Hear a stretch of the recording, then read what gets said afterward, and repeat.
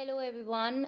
With great excitement, I'm here with a quick analysis of the SEBI Grade A Phase 2 legal paper that was conducted this morning. The legal paper is divided into two parts. Paper 1, which is a 70 marks objective paper, and paper 2, that is a 30 marks descriptive paper, consisting of 3 questions of 10 marks each. And I'm very happy to share that we had 100% coverage in the descriptive section. The objective section is still being sort of compiled and analyzed for coverage accuracy, but this video will give you a clear understanding of what was asked and the overall weightage. Overall, the paper was easy to moderate, or I would say moderate in level. Anyone who had consistently practiced and revised over the past 3 months and studied the bare acts properly would have found this paper very manageable. All right. Coming to the objective analysis, the objective paper was of 70 marks in total, and this is the exact distribution of questions based on their weightage. So, under the high weightage, there were legislations. The highest number of questions this time was asked from Bharatiya Nyaya Sanhita, which was having 8 questions. Then, around 16 questions in total, that means 8 questions each, came from Bharatiya Sakshya Adhiniyam and Companies Act, along with 7 questions on insolvency and bankruptcy code.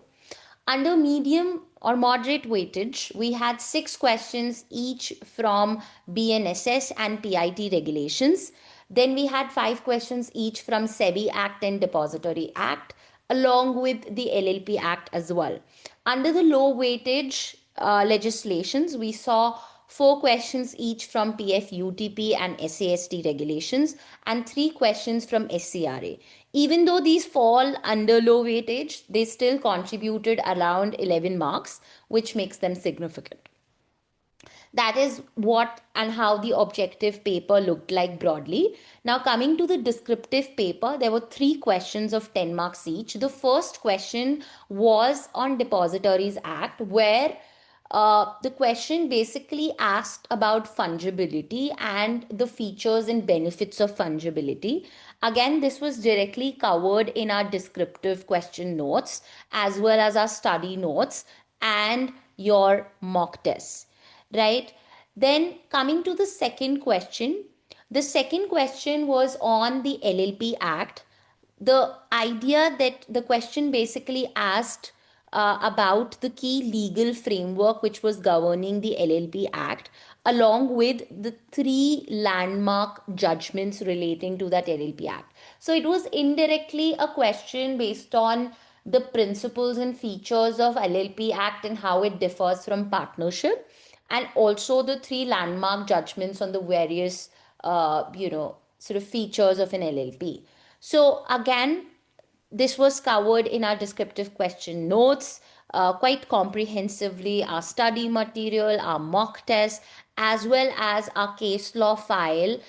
It was a compilation of 15 important LLP judgments. Again, if you were able to even quote 3 of them, you would have had a high score in this. Then coming to the third question, again, the third question was ideally a comparative analysis between the older criminal laws and the newer criminal laws, specifically your BNS and BNSS, and how do they differ from IPC and CRPC. This was heavily emphasized in classes. It was also given as your as your practice tasks, how to write these comparative essays. I mean, you write some 2,500 to 3,000 words on each of these legislations, comparing what modifications, what new additions have been made by these newer laws. And it was also discussed by me in a YouTube video which came 1 month ago, where I asked you to prepare these comparative essays on the changes that have been brought by each of these new legislations. So students who followed the strategy and completed the daily tasks would attempt this question confidently for full marks.